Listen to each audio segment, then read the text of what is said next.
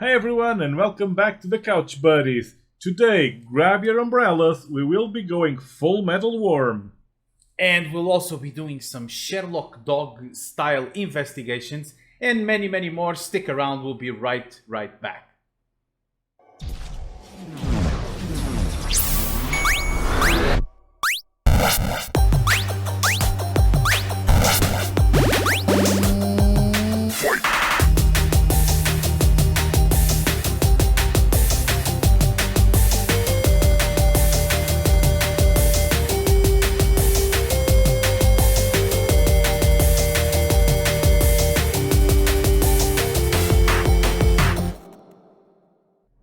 Hello guys and welcome to a whole new Couch episode. Today, once again, another week that we are here to bring you some of the old and moldy games of our youth.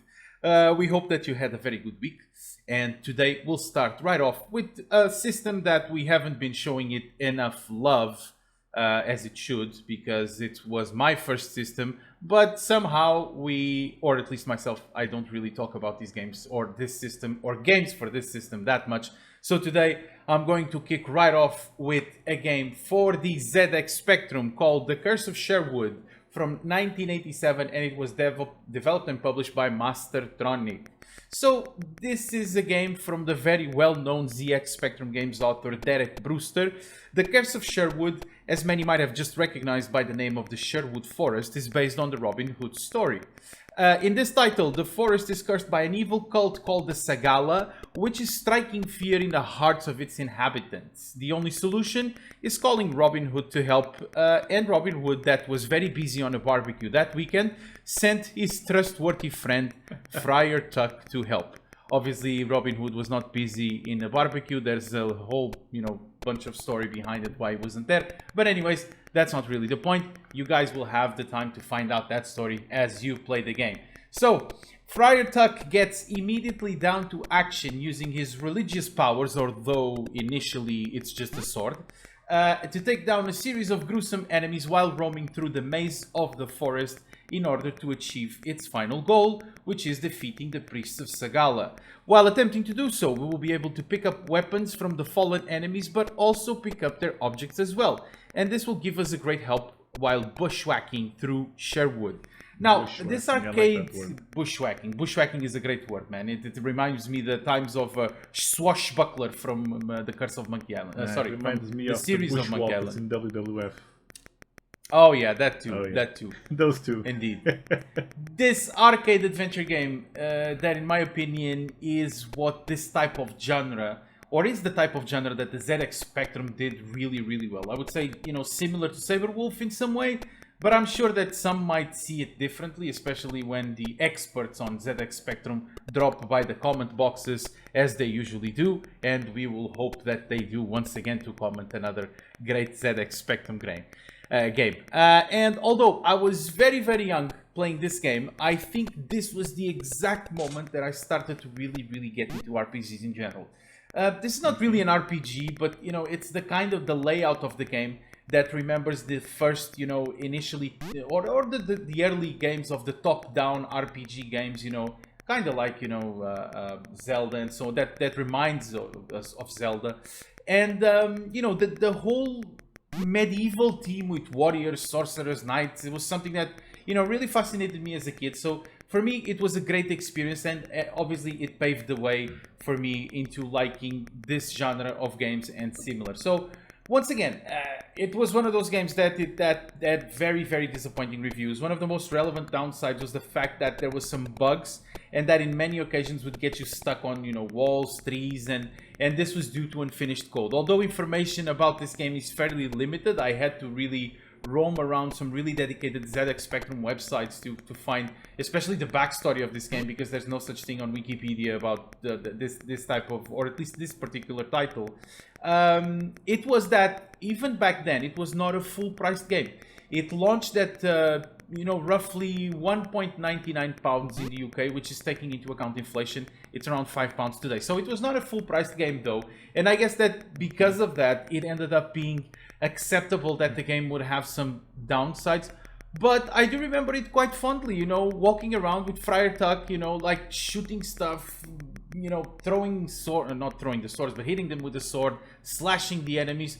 It was really, really fun. The only thing that this game has, or another problem for me, was that it was short. I mean, it wasn't that, you know, painstakingly difficult, but it was short. I mean, I think it was a game that we could finish in just a couple of hours, but still, great adventure, and, you know, led me to explore other games like Saber Wolf that I mentioned in the ZX Spectrum. So yeah, we brought some more attention to this wonderful platform. It needs definitely more of our time speaking about it, and we'll be if you remember investing right, some time the and money. first ever game we brought to the Couch Buddies was a ZX Spectrum game. It was Michael Jackson's Moonwalker. Yes, I do remember. Yes, it was Michael Jackson's Moonwalker. And Although not only for the ZX Spectrum, it also came out for other platforms. Yeah, several other platforms. No, but we actually talk a lot about ZX Spectrum games in the Portuguese videos, but we need to give the ZX Spectrum more love on the Couch Buddies. Seriously. We need to give it this Dr. was also Love. my first computer. Dr. Love is about to speak. Okay, so what do you have for us today, Blake? Okay, Let's going move right on to the Mega Drive times and to 1994. To an awesome game, one of the great games for the Mega Drive, and I'm sure you probably played this not on the Mega Drive, probably on the PC, but I played this the most on the Mega Drive. Okay. And it's a game.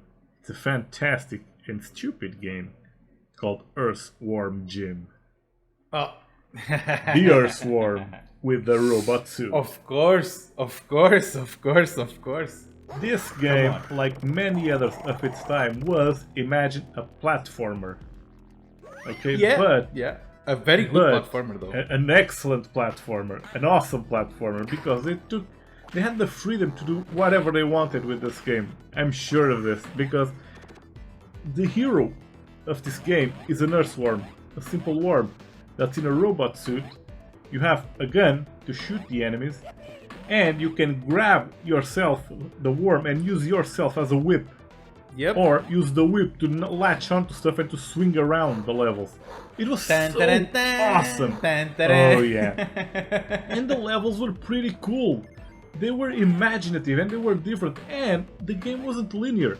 Usually a platform would just go from the start of the level to a specific point to end it. You actually had goals in these levels to do before you could complete them. It was quite awesome. It was really an awesome game. And then you had the most amazing thing. Do you recall the name of some of the bosses in this game? I do not, but I know that they were equally stupid. I remember quite well the Queen Slug for a butt, the Psychro, Bob the Killer Psychro, Goldfish. I remember. Oh, and Evil the cat. This one was a giveaway. That giveaway. You had Major Mucus. Remember that one? Major Mucus. Oh yeah. I do. And Professor Monkey for a head. Professor Monkey for a head. Which these guys must have had so much fun making this game.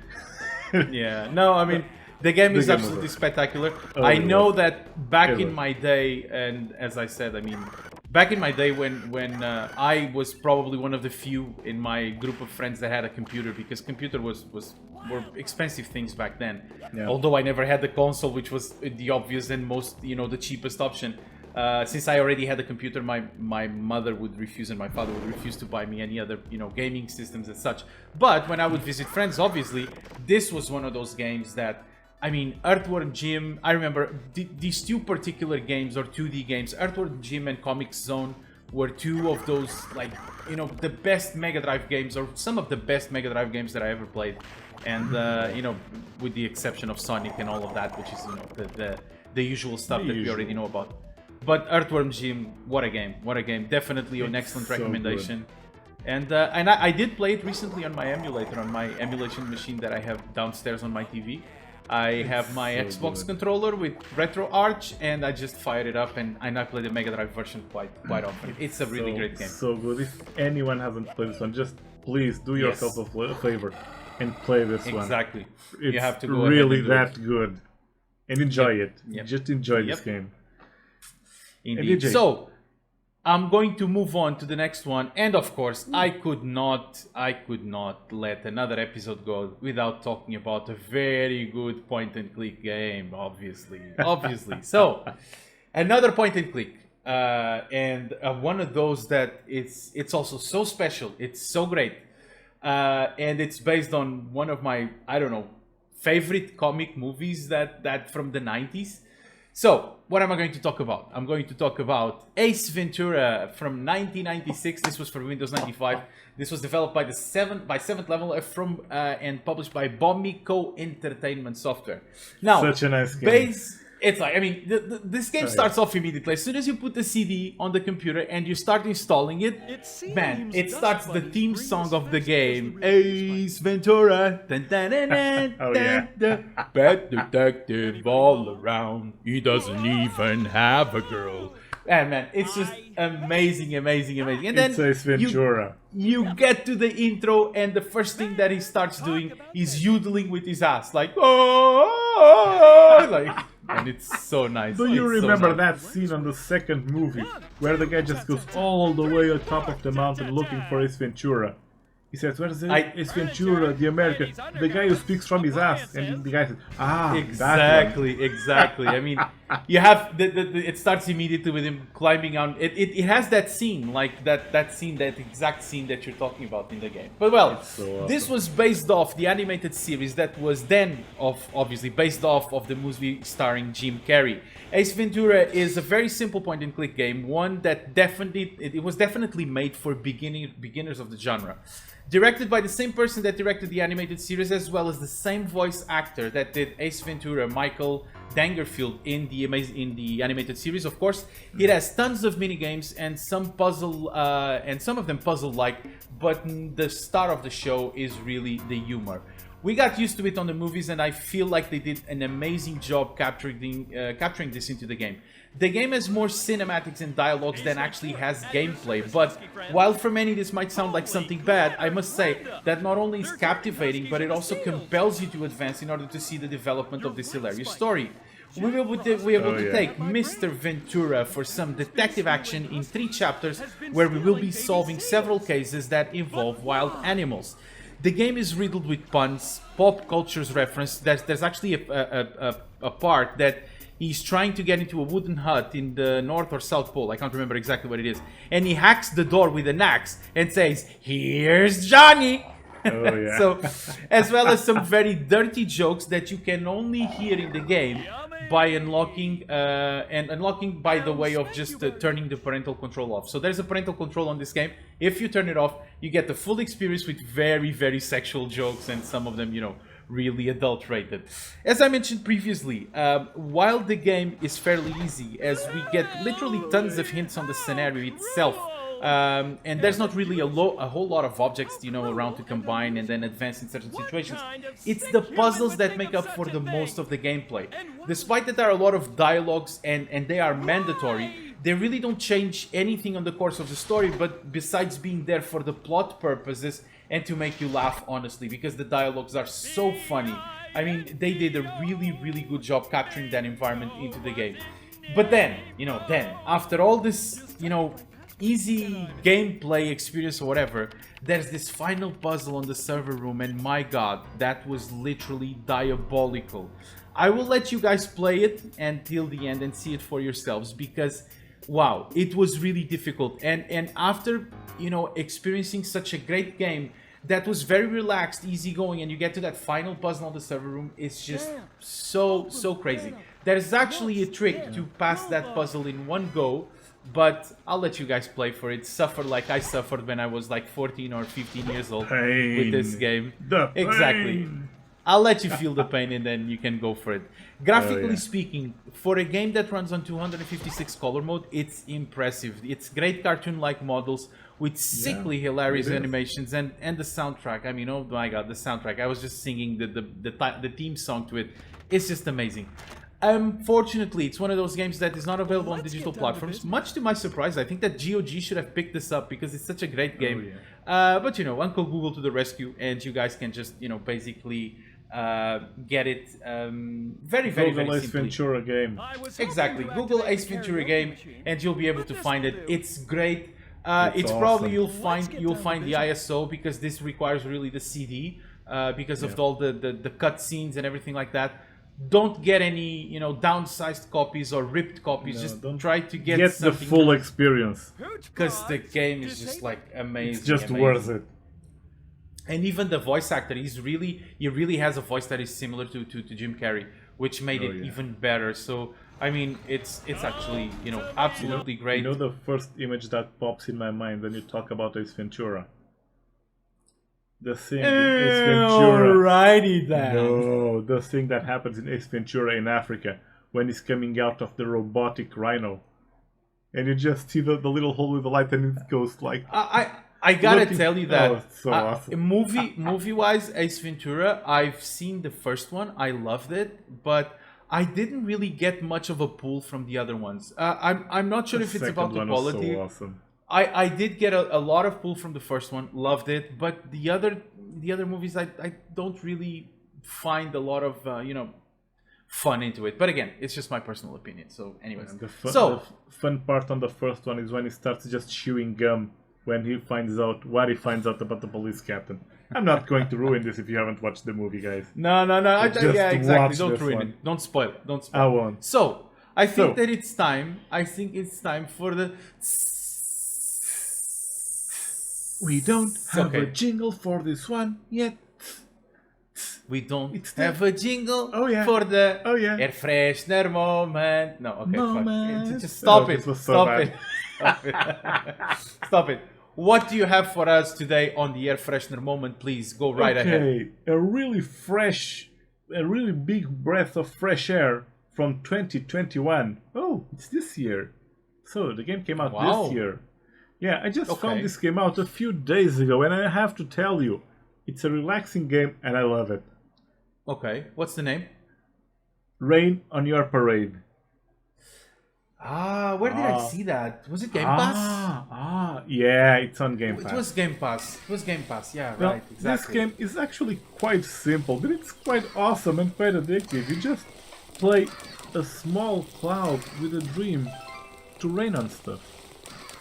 And you just start the game learning how to control the simple cloud, and your first mission is to ruin a wedding. Just get everyone wet. This is how you start the game. Then you slowly go level by level, learning different objectives, doing different stuff, learning the ropes, and you can get your cloud personalized, and you'll have different skills down the game as you play it. And I'm not going to ruin it because it's a nice experience, and you meet quite nice characters. Right at the start, you meet a big cloud that tells you it's been there for so long. It was there when memes were born. Okay. And this is so cool. And just playing around with stuff that you see every day, and seeing stuff you make fun every day, and they just do those little jokes with this, and just pick up some other references. Right at the start, I think it's the third level, you play a game where you need to rain on the military that are going to try and disable a bomb. You can clearly see that it's Counter-Strike, and you're just preventing them from getting to the bomb and disarming it by raining on them. And there are several levels like this. And it's so cool, and it's a relaxing game, and it's different from anything I've played so far. And I was just looking at that on Game Pass the other day saying, this looks like an odd game, I'll give it a go. And it's cool. I have to try. It's that kind of game. That kind of games is the kind of games that I think that are perfect for a late night couch. Like I usually sit on my couch, and I have a PC which I use also for emulation machine, but mostly for internet and YouTube and stuff. Yeah. And I just like to have these kind of games. Like I was mentioning the other day on the Portuguese episodes, I was mentioning the Tetris effect or something like that. Oh yeah. Or Tetris experience, something like that. And I was just playing this game this weekend. It's the same thing. It's like relaxing. It's a great experience, and that's exactly what we want to bring with the air freshener moment. Games that are, exotic in a way, cool. but still very cool. And I have to tell you, I really loved that game you mentioned quite a few couches ago. The donut one. Donut County? Yeah, it was so cool. I picked it up and I finished it in one go. It was yeah, so me too. cool. Me too. I did exactly the same thing. It was such Extremely stupid game, but extremely and cool. it's I was very addicted. simple. And it's very simple. You just had to Basic. figure out exactly what you would put in the hole. Well, you know, no pun intended here. Oh yeah. Or you put in a hole to make sure that it would grow bigger and bigger and bigger. Now, if people were watching this on mute, imagine what this would be. You have to put things on the hole to make it bigger and bigger and bigger. Just guys, just close your eyes and don't think that it's us and figure out what you have to put in there first. That would sound exactly. Oh, yeah. Because that's exactly the point. You had to figure out what you had to put in there first to be sure to make sure that you could get the bigger stuff inside. I mean, there's so many situations in life that DJ, shut up. be ruled Shut by up. this. That's fine. Okay, guys. Save everyone. I think it's time for the usual moment that we say, we need your likes, we need your subscriptions. So, guys, please don't forget, you leave us a like if you like this, you know, leave us a dislike if you didn't like, although we don't really support that kind of actions. And we'll also be finding your IP address and coming to your house and take a dump on your house, on your door, which is, I will do it personally if you do leave us a dislike. Inside. But you know, no, outside. It can be outside. I'm not that bad. I mean, I'm a good person, so I'll just you know, I'll just take a dump nice outside. DJ tonight. Exactly. So, and you know, guys, it's always like this. Thank you very much for coming. Not for coming. Thank you very much for being with us again for another week, and we'll see each other next week, me and Blade. So, guys, game on. Thank you very much. Have a great week, everyone. Game on.